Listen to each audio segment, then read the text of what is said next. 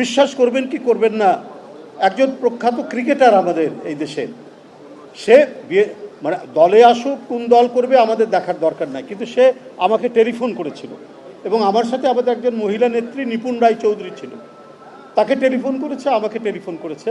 সে বলল যে ভাই আমি তো স্পোর্টসম্যান, আমি তো ক্রিকেটার, আমি নির্বাচন করতে চাই বিএনপি থেকে।